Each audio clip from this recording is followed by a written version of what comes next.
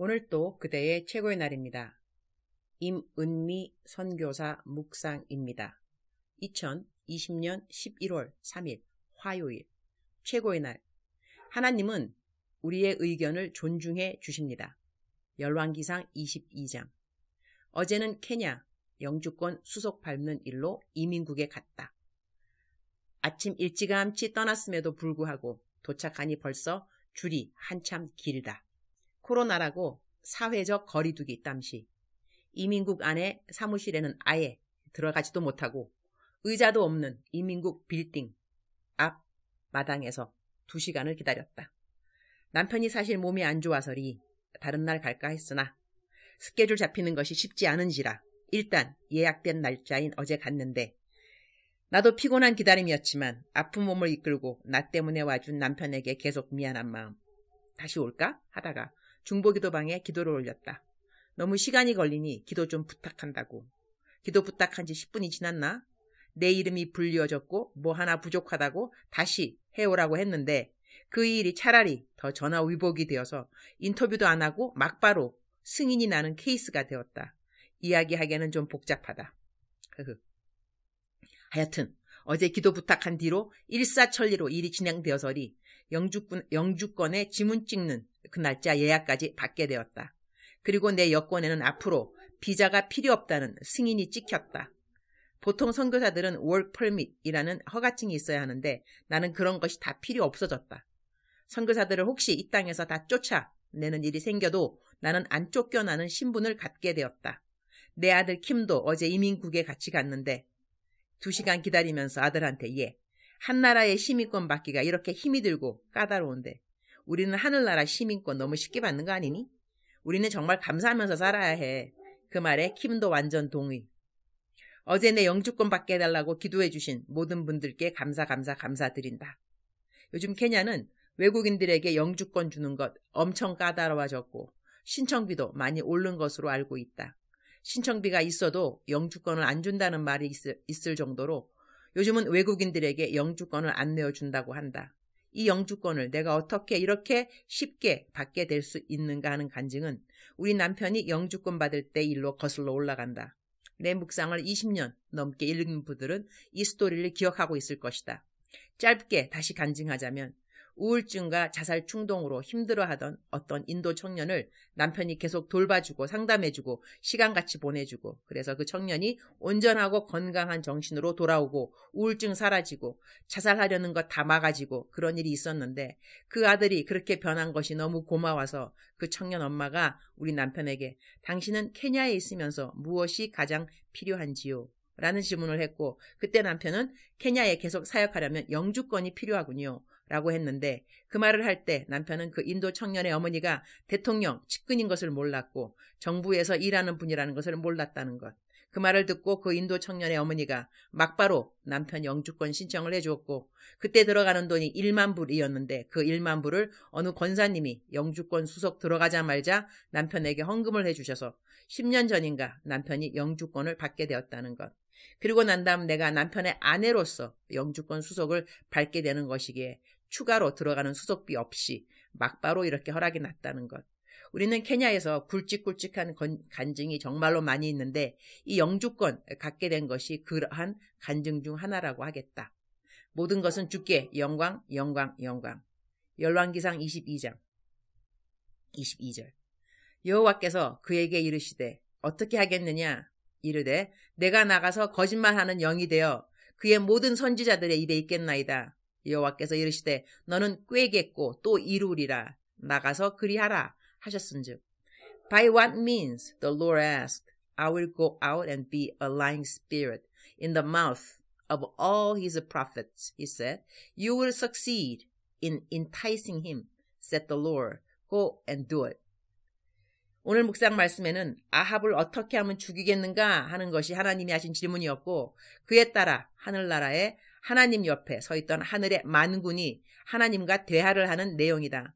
성경 말씀 몇 구절을 그대로 옮겨본다. 19절. 미가야가 이르되 그런즉 왕은 여호와의 말씀을 들으소서.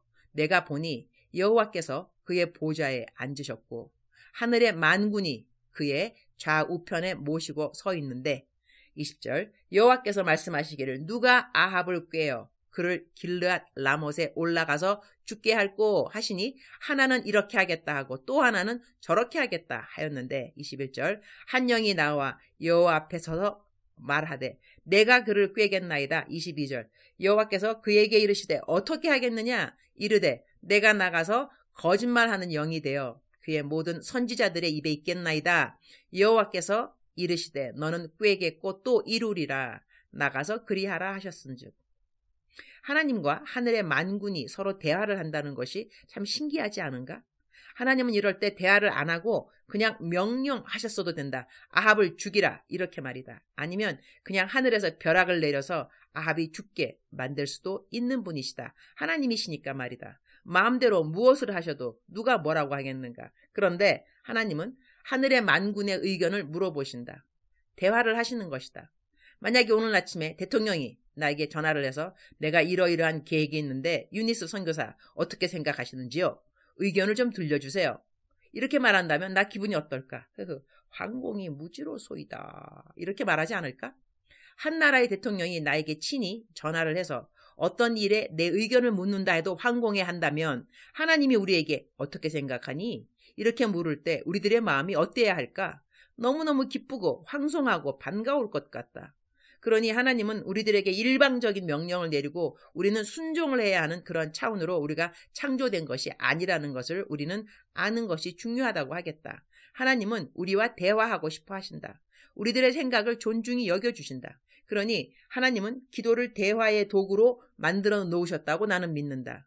기도라고 하면 마냥 우리가 원하는 것을 때를 쓰듯 간구하는 것이 아니라 하나님의 생각을 알기 원하고 내 생각을 알려드리기 원하고 그러니 하나님과 주거니 받거니 기도하는 것이 우리 모든 그리스도인들에게는 지극히 정상적이어야 한다고 나는 믿는다. 하나님은 무조건 우리에게 명령만 하는 분이 절대로 아니라는 것이다. 나는 지난 5년 동안 한국에 발령을 받아서 청년 사역을 하다가 다시 케냐로 돌아왔다. 발령 받기 전에 기도가 생각난다. 티밭을 걸으면서 보통 나는 기도를 하는데 어느 날 주님에게 주님, 저 한국에서 사역을 좀 했으면 좋겠어요. 주님 생각은 어떠세요? 그래? 나는 너가 무엇을 해도 잘한다고 생각하지. 얼마만큼 너는 한국에서 사역하고 싶으니? 글쎄요. 딱 50%? 50%예요. 한국에서 사역하고 싶은 마음 50%. 그냥 케냐에서 사역하고 싶은 마음 50%. 그때 주님은 딱히 다른 답이 없으셨다. 그러다가 어느 날 내가 주님, 제 마음이 바뀌었어요. 49% 케냐에서 사역하고 싶고 51% 한국에서 사역하고 싶어요. 주님께서는 그래? 알았다. 그리고 난 다음 날인가 내 기억이 정확하다면 나는 내 파송교회인 여의도 순복음교회로부터 연락을 받았다. 한국으로 발령이 났다는 것이다. 우와, 이럴 수가. 선교지에서 본국으로 발령받는 것은 그렇게 흔한 일이 절대로 아닌 것을 알고 있고 나 같은 경우는 신청을 한 것도 아니었다. 그런데 발령이 난 것이다. 그래서 한국을 나가게 되었고 담임 목사님 앞에서 다시 케냐로 돌려주신다면 발령을 받겠습니다. 라고 말을 했고 목사님은 다시 케냐로 돌려보내주겠다고 약속하셨고 나는 5년 동안 한국에서 사역을 하게 되었고 담임 목사님은 약속하신 대로 나를 다시 케냐의 제 파송 선교사로 파송을 해주셨다. 이러니 나는 오늘 내 묵상을 읽으면서 하나님은 우리랑 이러니 나는 오늘 내 묵상 말씀을 읽으면서 하나님은 우리랑 대화하시기를 원하시는 하나님이시고 우리의 생각과 의견을 존중해 주시는 분이라는 깨달음을 굳히게 된다. 주님, 오늘 또 최고의 날입니다. 저는 하나님이 참 좋습니다. 제 이야기를 들어주셔서 감사합니다. 그리고 하나님이 하시는 말씀에 귀를 기울이면서 매일 살고 싶은 마음을 주신 하나님이 고맙습니다. 이 세상에는 이해하지 못할 일이 참 많이 있습니다. 그 일을 여쭤볼 때 하나님이 100% 다 답을 주시지는 않더군요. 그래도 주님을 사랑하고 신뢰하면서 살아가는데 부족함은 전혀 없습니다. 세상 모든 사람들이 경험하듯 저도 이런저런 일로 마음에 우울함도 있고 슬픔이 밀려올 때도 있으나 그래도 주님과 이야기를 하면 모두 다 감당할 수 있는 힘과 위로를 주시니 감사합니다. 내 은혜가 내게 족하도다 라는 말씀처럼 큰 위로가 또 있을까 싶기도 하고요. 무조건 다 감사합니다. 오늘 또 기도할 수 있어 감사합니다. 하나님이 저랑 이야기하는 것을 좋아해 주셔서 감사합니다. 남편은 요즘 계속 아프네요. 잠을 못 자고 신음소리를 내기에 저도 덩달아 잠 못 자는 매일 밤입니다. 남편은 마치 항암을 하는 사람처럼 먹는 약이 독해서 입맛을 다 잃어버렸고 저는 유튜브 뒤지면서 흐흐흐 남편 먹을 수 있는 음식 만들어주고 뼈 마디마디 아프다 해서리 열심히 안마해주고 약 복용이 2주라고 하니 벌써 5일은 지났으니 감사. 오늘은 화요일 음식을 나눠주는 날이지만 집에 가만히 있으라고 했습니다. 내 말 잘 듣는 남편 감사.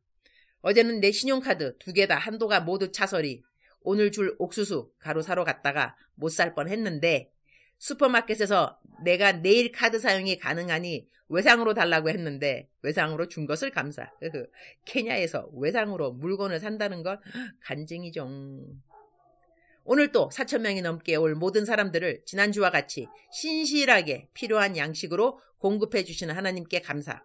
이 일을 가능케 해주신 5,000원 계좌 후원 해주신 모든 분들의 동력을 감사. 주님 감사합니다. 주님 사랑합니다. 오늘 또 우리 주님 저를 보시면서 하루 종일 기쁘시면 참 좋겠습니다. 사랑하는 그대여. 사랑하는 그대여. 사랑하는 그대여. 대답하고 계시죠? 사랑하는 그대여. 하나님은 오늘 또 그대와 함께 대화하시기를 원하십니다. 하나님께 그대는 무엇라고 말씀하실 건가요? 무엇을 물어보실 건가요? 하나님은 그대에게 무엇라고 대답하실까요? 하나님은 그대와의 대화를 기다리십니다. 그리고 사랑하십니다. 사랑하는 그대여. 사랑하는 그대여. 하나님께 마음껏 자기의 마음을 토로하는 오늘 되시기를 축복합니다. 마음껏 토로하시기를. 어떠한 이야기라도 괜찮습니다. 하나님은 그대의 이야기를 듣기 원하십니다. 하나님이 하라고 하는 거 하기 힘드십니까? 다시 한번 물어보세요. 하나님, 정말 제가 해야 하나요? 다시 한번 생각해 봐 주세요. 라고도 그대는 말할 수 있습니다. 그러한 말도 하나님께서 즐겨 듣기 원하십니다. 하나님이 원하시는 것은 일방적인 명령의 순종이 아니라 하나님과의 관계입니다. 친밀한 관계. 더욱더 친밀한 관계를 쌓아가려면 우리는 순종을 쌓아야 되겠죠? 사랑하는 그대여. 사랑하는 그대여. 사랑하는 그대여. 오늘 또 축복합니다. 하나님하고 멋진 대화 많이 나누세요. 사랑합니다. 축복합니다.